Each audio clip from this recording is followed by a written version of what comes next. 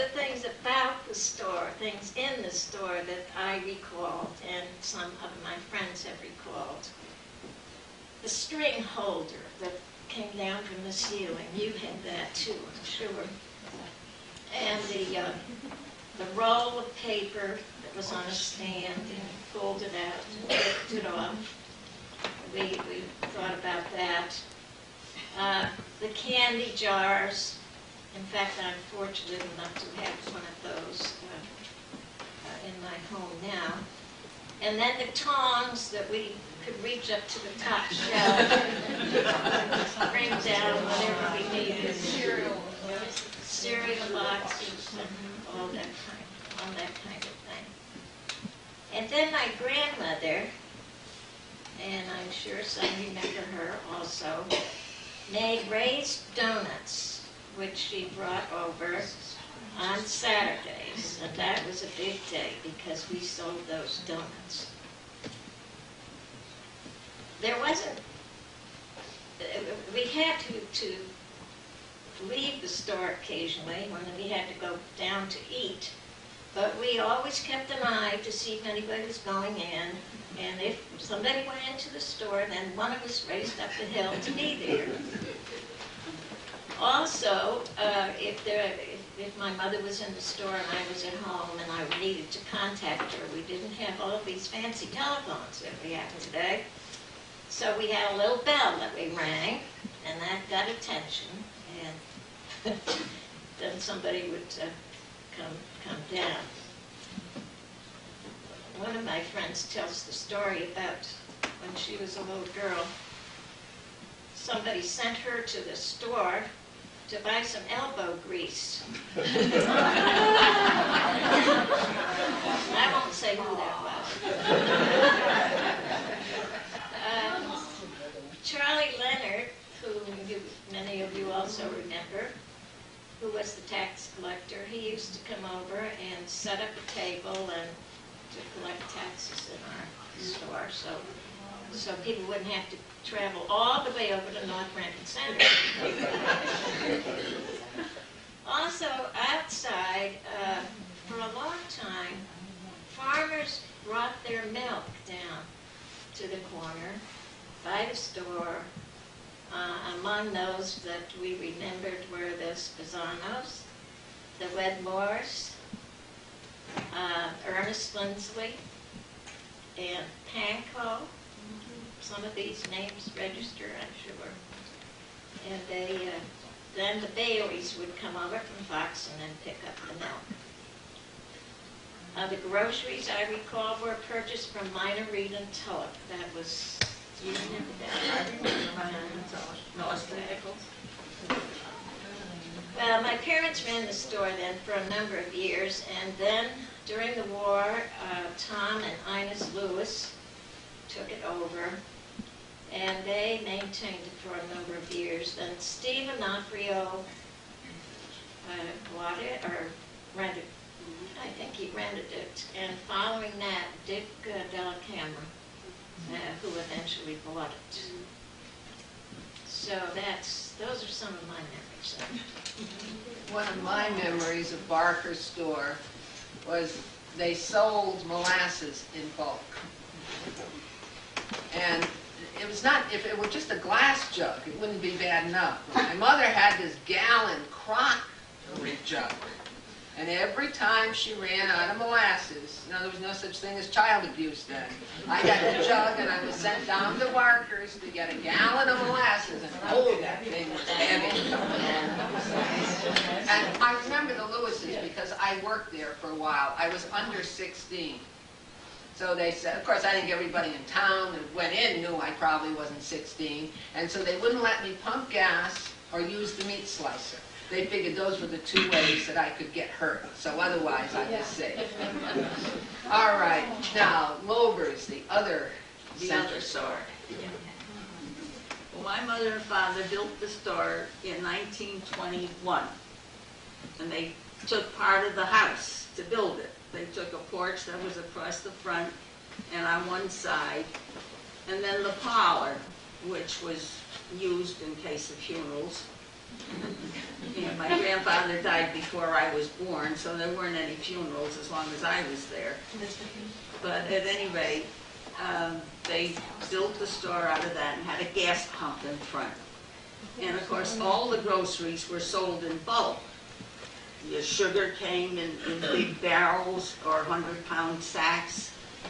And we didn't have ice cream to start with. Now, we started all of this when I was 10 years old. So my memory might be a little weak in some spots, perhaps in a lot of spots. But at any rate, and we sold everything. If somebody came in and asked for some kind of feed and we didn't have it, we got it for them. And I can remember my father going to New Haven Dairy to pick up ice cream for the store. And the cookies came in big boxes with glass. We had special glass things to put on the front. And the cookies were all sold in bulk. Yeah, everything was in bulk. And of course we had oil lamps. We didn't have electricity. We had oil lamps and the potbelly stove. And the men used to congregate around the potbelly stove and tell stories and do tricks. My Uncle Gus lived with us, and he was a great trickster. I don't know how many of you remember Gus, but at any rate, he would teach them tricks, and they would do them and get all bent out of shape. But at least they had fun. But then as the store grew, every year or every few years it seemed they had to add on because it was getting too small. And when they built the new store, which was somewhere around 1928, 29, when they paved, or not paved, but cemented Route 80, when they made Route 80 a concrete highway, the store would have been, the old building would have been right on the corner of Nutshell Road and Route 80. And so they tore the old building down and built a new one. And then we had our first soda fountain. And of course they wouldn't deliver ice cream to North Branford from New Haven. That was too far to go. So my father would have to go into the New Haven Dairy, which was on Hazel Street in New Haven, and pick up the ice cream, which was all right. And those days, since we didn't have electricity, the ice cream was packed in ice with salt. And every once in a while, some of that salt would get into the ice cream, which wasn't the best thing ever. But anyway, the store seemed to grow and grow. And not only did they have the groceries, but they had tires and paint. And the post office substation was there. And of course, the gasoline pump grew to 2 gasoline pumps with a little canopy over it. And there were 8 bedrooms upstairs with 1 bathroom. Now, can you imagine 8 bedrooms with 1 bathroom? And even took in tourists for maybe $2 a night. Well, this was a long time ago.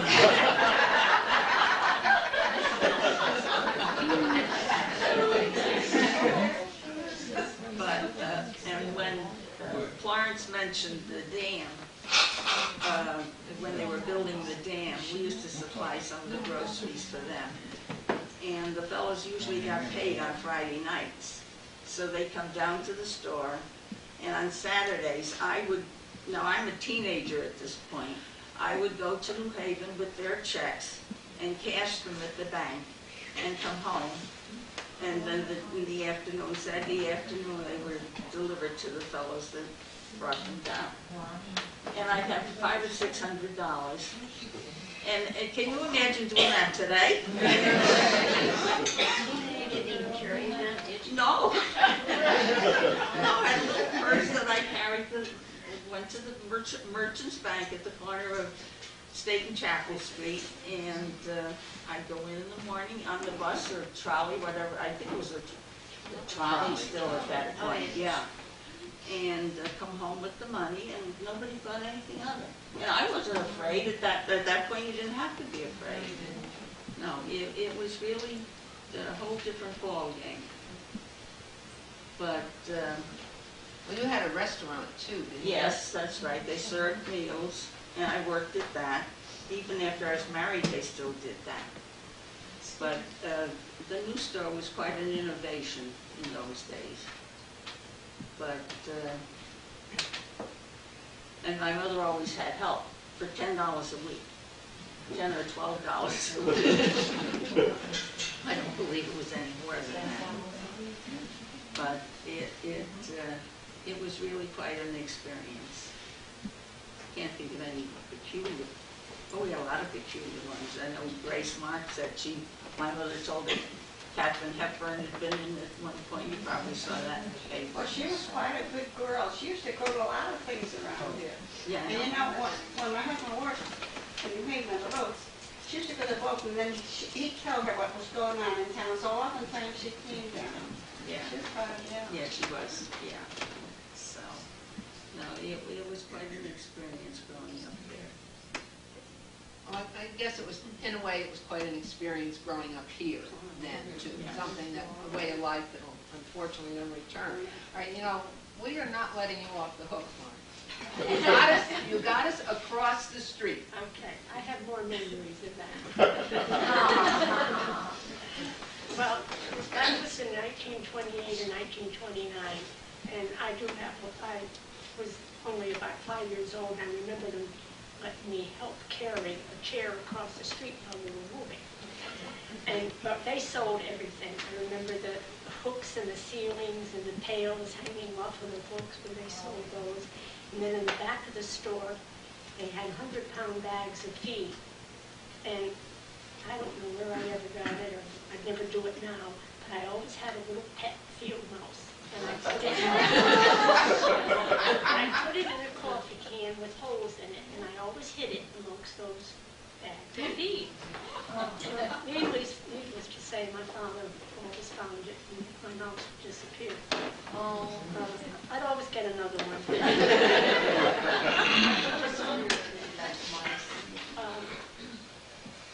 But we sold, as you said, all of you said, we sold everything in the bulk. You'd get 100-pound bags of sugar, and we would weigh out 5 pounds or 2 pounds and try to do them up ahead of time so that somebody wanted that much. And then I can remember the onions being in the bushel baskets, and 3 pounds for 10 cents. And the potatoes in big bushel baskets. We learned at a very early age that there were 4 pecks to a bushel. We were brought up into the store really young, and everybody had charge accounts. In fact, I found some little things that my boss's wife had found and given to me as a remembrance. And these little things, you wonder what they are, but I can remember we would sell these around Easter time for a penny. I paid 15 cents for these. And I think really the ones that were 25 cents were the ones that we sold for a penny.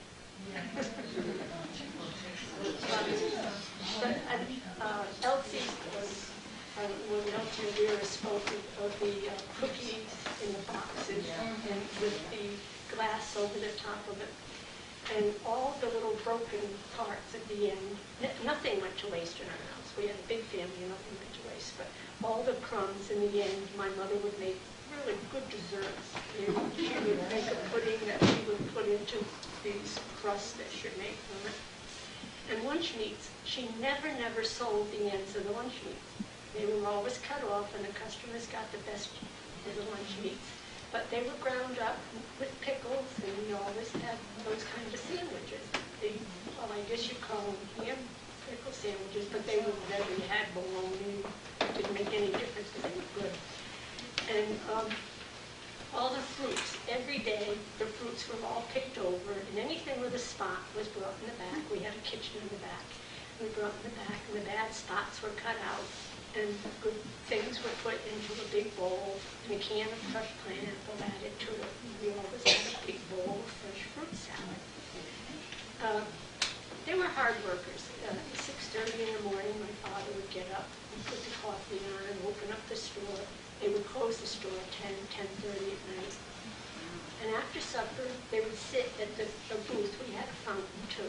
And we had 2 booths that people would sit at to have their food, their ice cream. And my parents would sit there at night and play pinochle, waiting for customers to come on. And we learned to play pinochle at an early age. We were pretty good too. But really, I had it easy. I mean, being the youngest of a bunch of 12 kids, I mean, I really had it pretty good. But my brother and I had to come home after school. I mean, even in high school, we couldn't go to the games and things. I guess we really didn't care. And we would have to come home and help with the store. And as each girl married, the next girl took over with all the cooking and helping with the store. I was the last one. I didn't last too long. I got married young. My husband went to service, and after a while I got so lonesome I went out there and the product of it. And then I came home again.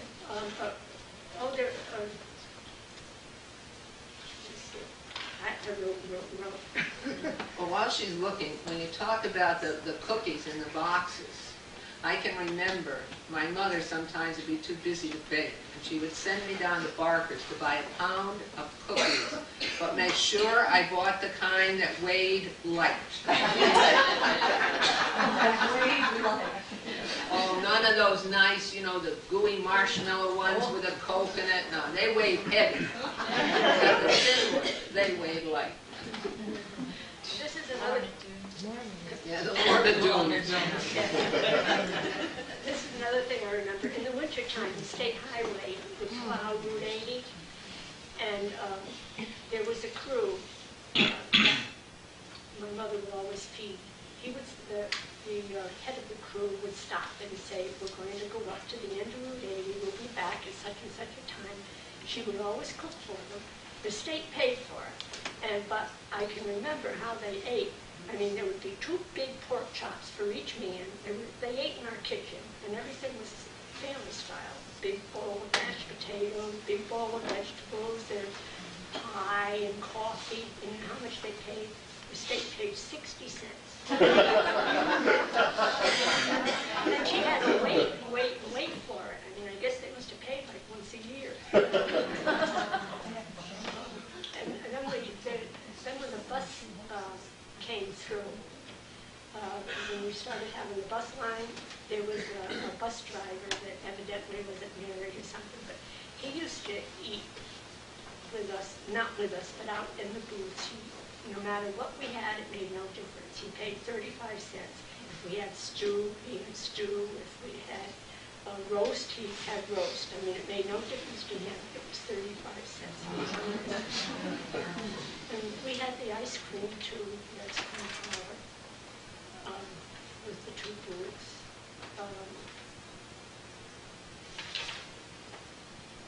And then my father always went into New Haven to get the groceries in the cart and the big boxes and the bananas. You know, I don't know what you call them, but these long things, you know, that all the hand. Yeah, well, okay. They were upside down. The top one sold for 15 cents a hand, and I think a hand was 12. The middle one sold for 20, and the bottom, the big ones, were 25 cents. I bought 5 bananas today, and I paid $1.75.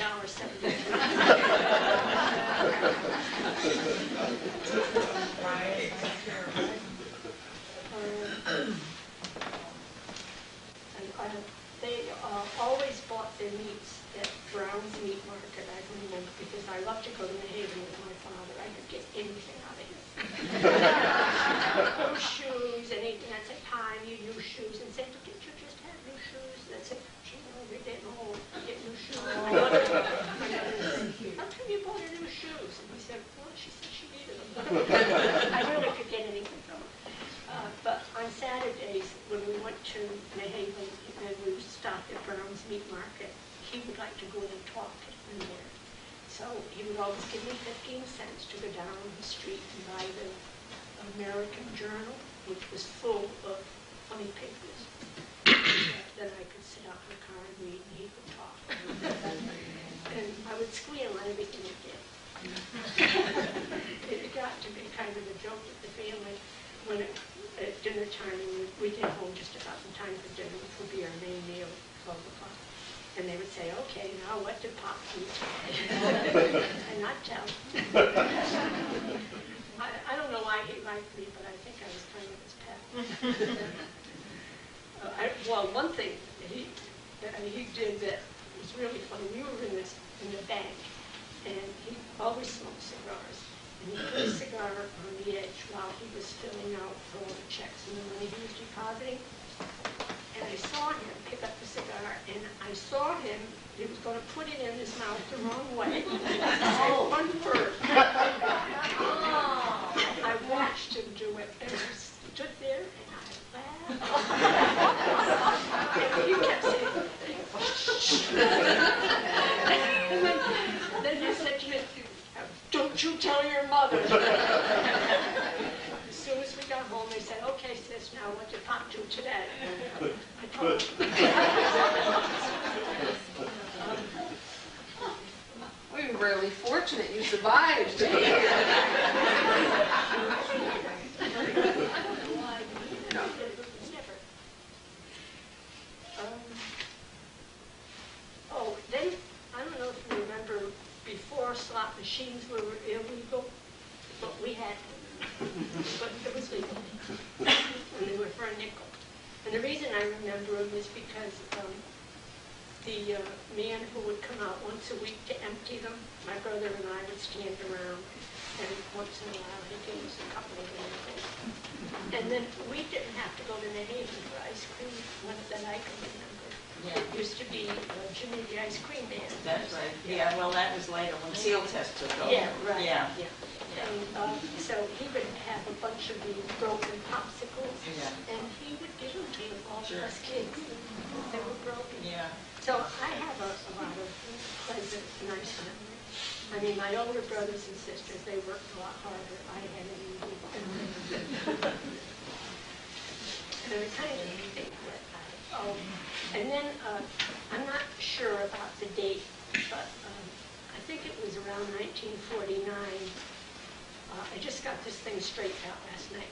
I had always thought my brother took over the store in 1945 when my mother and father retired. And I think it was about 1949 that I thought that he was the first postmaster, but I found out he was the first acting postmaster. And he had it for I don't know how many years. And then Anderson Supermarket got it from there and moved into the post office in your store. In the town hall. Yeah, You're right. right in the store. Well, when Flyers took over, I don't know, I think they We added went, on a little. we went from Dwyer's store to Schultz's store. Then Supernorth took it over and he went to the town hall. Oh, that's. And then from the town hall, we went up here in a small place, and now I guess they built a bigger one. Okay, I should have called you. In case you don't know, you is Billy Patton, who was an RFD driver for years, of a later vintage than Beanie Gordon, though. Being Now we can tell how old everyone is. Oh, Beanie, oh yeah. Beanie Gordon's replacement.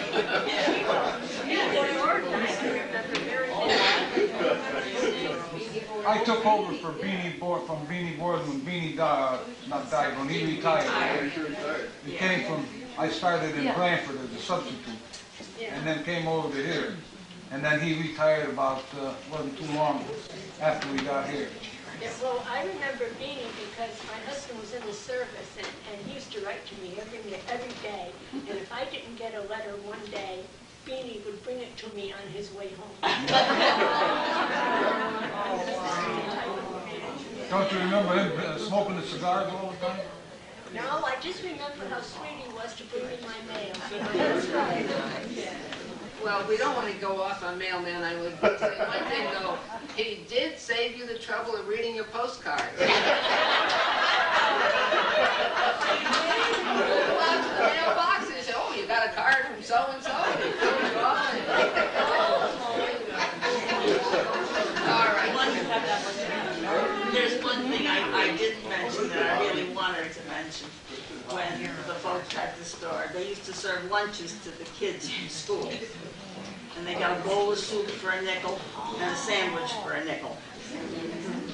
My son called me last night to tell me about that. He was in third grade or fourth grade. He said about 10 children went across the street by themselves, no teacher or anything. No. And they would go to your store and have, he said that Campbell Soup put out a half a can of soup. Is that correct? I don't remember that. And he said this, they would get this half a can and half a sandwich and milk. Yeah. But he thought 25 cents. Yeah, The whole well, it thing. wasn't any more than that. But I can remember them dishing out the cup of soup or a bowl of soup for a nickel and the sandwich for a nickel. 2 bananas for a nickel, she used to say, or 2. Really? 2 bananas for a nickel. That's right, too. Well, Fran? I worked in the store, and I saw Mrs. Lillard make soup. Yeah, she always made a big, yeah. Oh, Yeah. She She made always made a big bowl of soup. Yeah. I remember Fran Beaumont, when she heard about this program, was reminiscing. Oh, she's going to find out how mean she thought you were, Mama. Tell her about the ice cream. I did a candy bar. Well, they used to allow us to go down once or twice a week, I don't remember now, but we didn't go alone. Adele Hillman always stood at the bottom of the hill and watched so that we could cross the street and go down there for candy. But of course, Mom would never let me go. I was always told, no, you couldn't do that, you couldn't do that. Finally, I convinced her one day to let me go. And of course, of all the foolish days, we took our bags with us, our lunch bags. I had my name on my lunch bag. And talk about how you compare children getting into trouble years ago as to what children get into trouble for today. I got into trouble because I dropped my bag and it had my name on it. So when I got back up to the top of the hill, Adele was waiting for me. And I got laced out royally for dropping my lunch bag. I didn't even dare go home and tell Mom, because you should never let me go to the store again. Vera, anything else pop into your mind? Well, I was thinking as I looked around that there are a number of people here who I'm sure have some other memories of going to that store. Like you remembered about the molasses. Bertha, or how about over here? Did anybody else come up with something? I'm sure if you've got things to share, now's the time. Grace? Well, we were in the 7th and 8th grade at Jerome Harrison. They would allow us, if we didn't like lunch, we didn't have a cafeteria, we had a lunchroom. And some of the lunches were questionable. They would allow us to go and get Hostess cupcakes and some orangeade, and we would go to Barker's. The school would allow us to go there. Well, in those days, I think, these stores were very important.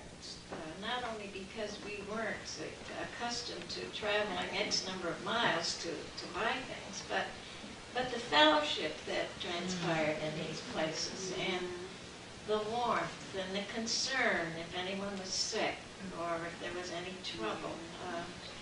It was a gathering place, and as I mentioned, for the men in the evening and for women during the day.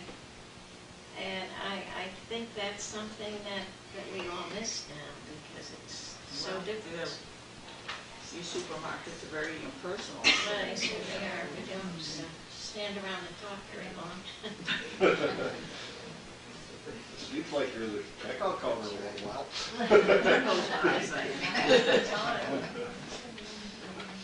Did you have any products that were kind of unique? I can remember Pear soap. I don't know where we bought it. Obviously, they don't have any pear soaps.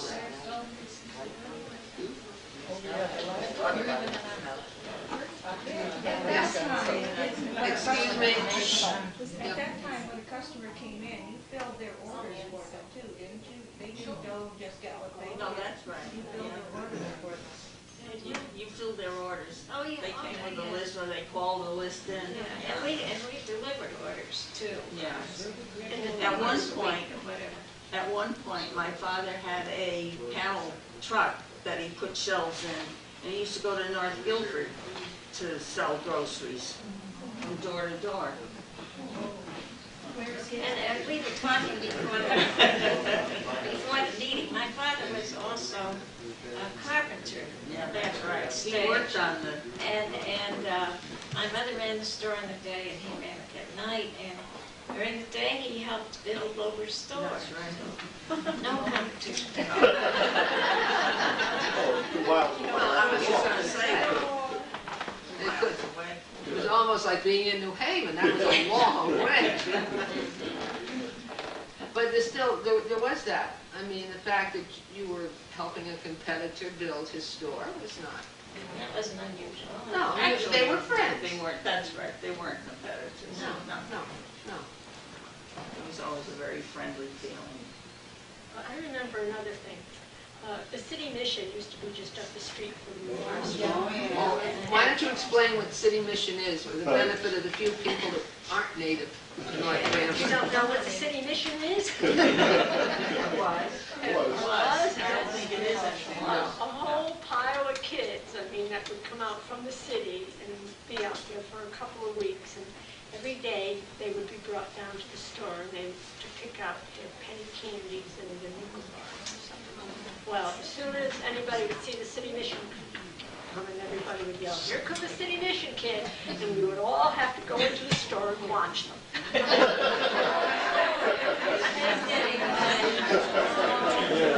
Then they were today. And then they would stand there and I want a penny of this, a penny of that, a penny of this. And you couldn't keep your eyes on them. I mean, there were just so many. After a while, my mother had to ask the man who was in charge, just let 6 at a time come in. That we could manage. Elsie, your mother had a gift shop too. Yes, she did for a little while, yeah. I'd forgotten that. These are the things I forget. Well, that's good. I mean, other things. That's right, yeah. Good you remember that, Elsie. Any other memories? I mean, I was the only kid here that got sent to the store. Mr. Schultz used to give Anthony and I the overripe bananas for free. And we'd go home and make a banana sandwich. Big peanut butter. I remember getting. Yeah, big peanut butter. Yeah. But we went to the store every single day. Bertha? Come on. I was gonna say, I remember how in the early afternoon I would get all dressed up to walk down to Barker's store. I didn't make sure to put a hat on, you know. Yes, so go down the store and get all this stuff and take, you know, the carriage and whichever one I had with me, and an ice cream cone and visit Mrs. Barker. It was a social event. It was a social afternoon. And I'd walk down from my house and back, and I probably, one way or the other, a car never came along. And then I always had that on Saturday, called in my order in the morning, and I basically, all my groceries for the week delivered. And Mrs. Whitney also was the person who always had deliveries on Saturday. Always had deliveries. Did you charge for lottery? No, that was a courtesy. And if I walked down the afternoon during the week, I charge it, and when I got my order Saturday, paid for it. Everybody did that. Yeah, everybody. At the basket.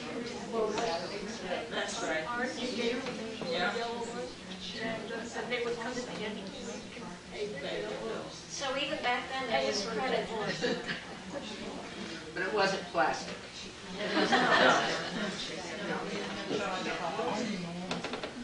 I must know why ultimately the stores were closed? Well, my mother and father retired in 1946 and sold the store to a couple by the name of Dwyer. And I forget how long they were there. They were there, and then they didn't sell it, they rented it. And then Shell bought the corner. Yeah. Wasn't that Lee's store? Yeah, Lee, he rented it from Dwyer. He rented it from Dwyer. He has a store, he did have a store in Guilford, didn't he, after he left here? You went to I'm Florida. not sure either, yeah. But anyway, my mother and father retired to Florida.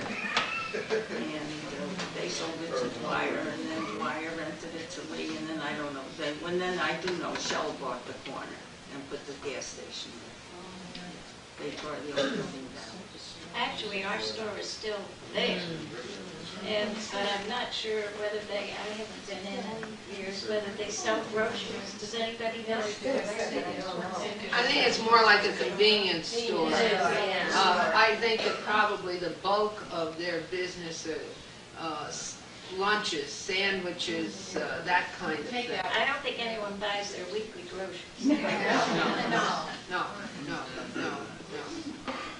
My family gave it up. My brother took over my mother's and then I don't know why he gave it up. And then he went to work for Cumberland Farm. He was in another store. Another person came in, DeFrancisco. But I think before that, it was a fisherman.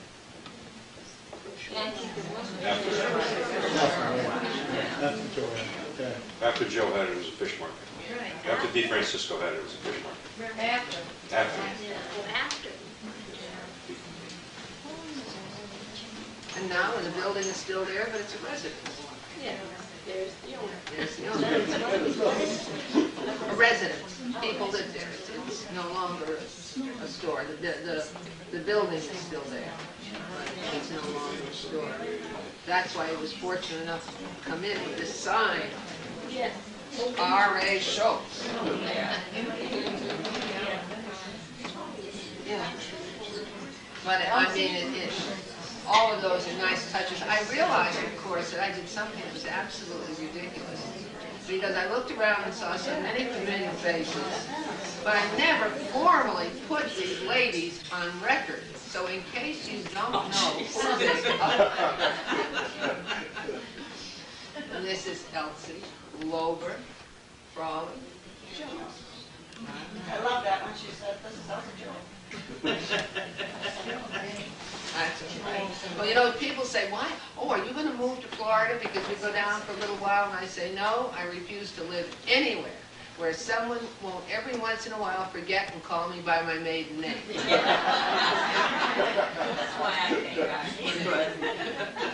All right, and Vera, Barker, Philippi, and Florence Schultz. So now we've got it officially on record. If there are no more things to share verbally, no one wants to tell anything, please, it's going to be a mob scene, but take time to look at the pictures. There's the whole Lover store from the original Bishop house that was there as they added on, and you can kind of date the pictures by the automobiles. Yes? Could you tell us a little history on this building? You know any history of when this was built? All right. Yeah, when I was in 3rd grade.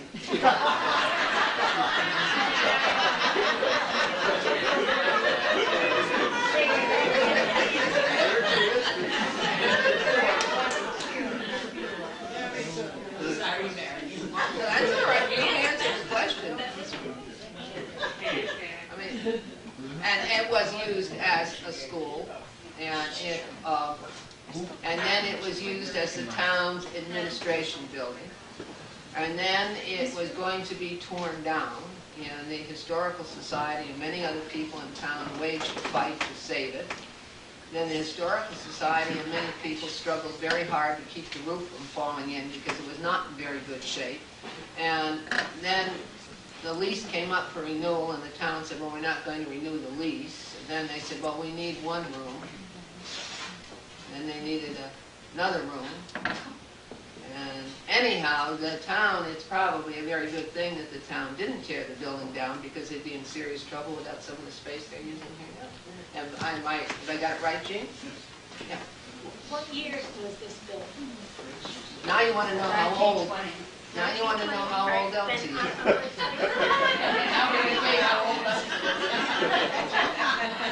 I think this was built because of my family.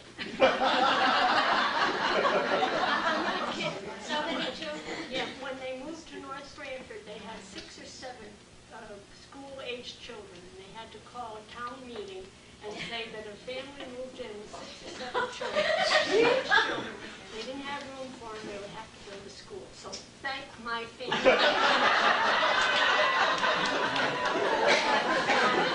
Did your father cart the school kids to school? Yes, In a car? anybody who lived over a mile away, he used to bring them. He used to have to go with the car and pick them up. They had to live a mile away. And he was janitor here for 100 years. Well, we came on the trolley, didn't we? Yes. And then Jerome Harrison School was, what grade did you be in? Don't have Fifth? We were in 5th year and then moved in January. Our teacher we had here, so we moved over there, was Jennifer Cox. She went over there with us. Right. And we come back here for 7th and 8th, and she came back. So we had her for 5th, 6th, 7th, and 8th grade. I knew it was quite a while. We won't ask who deserved the medal. Yeah, I think it's kind of interesting to see how many people in the class of 33 are here, right?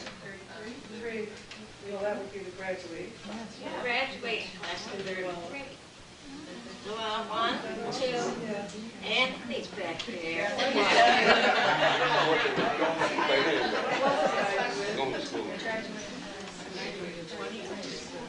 What? 1923, I graduated.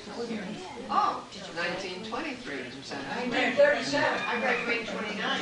I graduated in 22.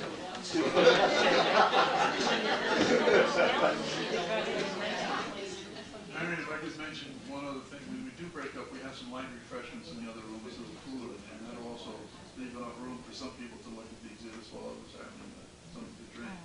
And also, Grace Marks has something she'd like to discuss with, while we have so many people semi-captive here. I see a lot of people who went to Jerome Harrison School, and as you know, they're destroying it and building a new one. But on Wednesday of next week, we're having a video panel reminiscing of our days at Jerome Harrison. So anyone who would like to participate, it's 3:30 on Wednesday afternoon at Jerome Harrison School. And also there'll be a big reunion tea on June 8th, and we'd certainly like everyone to come. If you have any pictures you'd like to donate for our Rogues Gallery that day, we will have an exhibit up and down the hallways.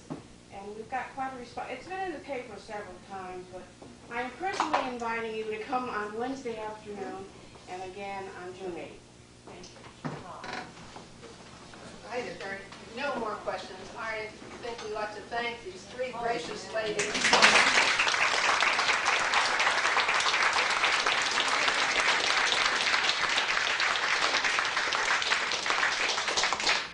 And on behalf of the Historical Society, I thank all of you for coming.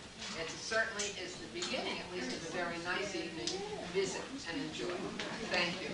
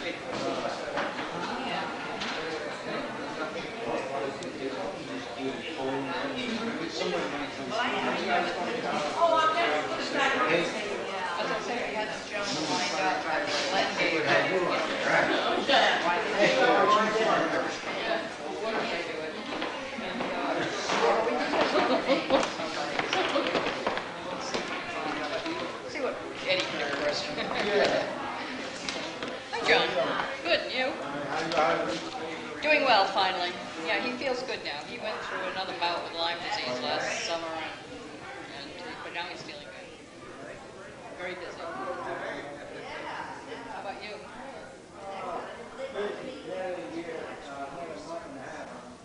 Are you really? I was going to ask you.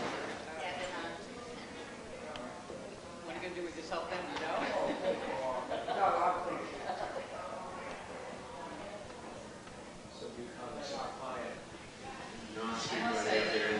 Oh, yeah?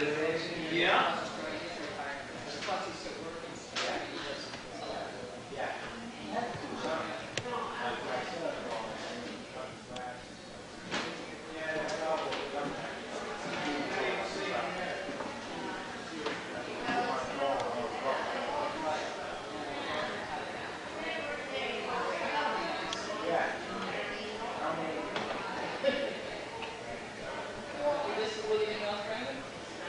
She does.